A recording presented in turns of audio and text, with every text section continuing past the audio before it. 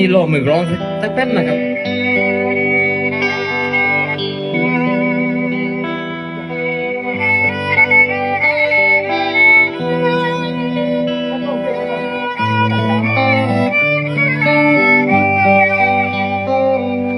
เสียงเขาแลงลือทางลาน้องแนวแม่ชาและความสาวนุ่มเมืองคงลอกกินไข่ดา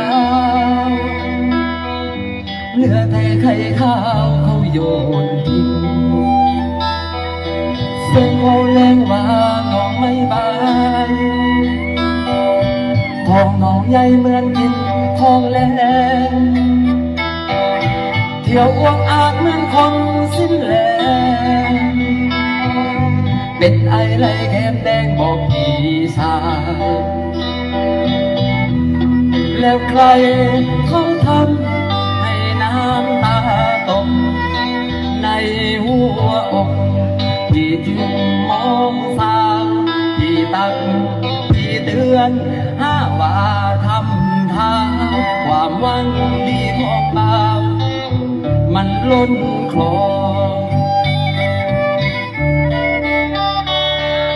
เสียงคนแรงกันหน้าหูว่าแม่ส้มตรูกิดสานแต่พ่อแม่น้องน้ำไว้ทาน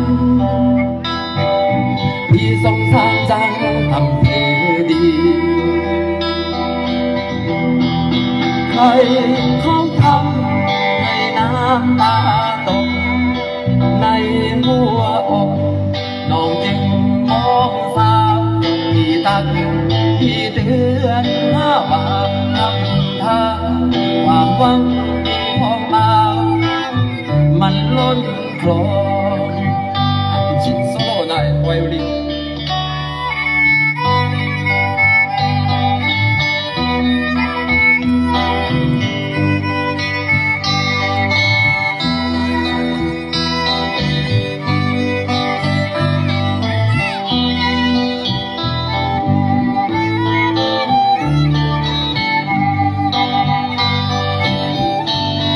ว่าใคร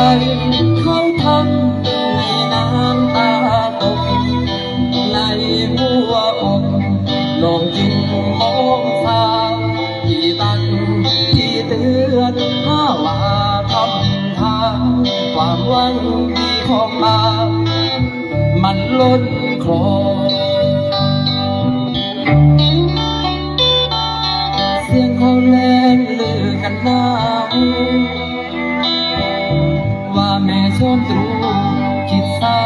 น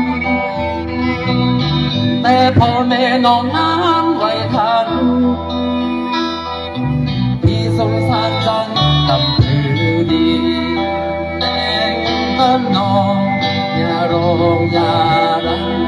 แม่มาต่อคำได้กินข้าวกับเคยดี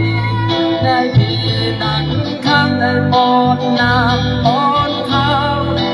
ยามน้องนอนพี่จะคอยพันดีแน่ก็นอนแน่ก็นอน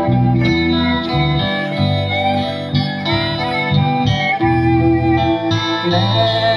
ก็นอนนะครับเพลงพูดเพลงเข้ามาเพลงนี้ข้อเพลงเจ้าสาวองค์นั้นนะเมื่ออารมณ์ป้มเลยนะครับป้มกับคุณได้ดูว่า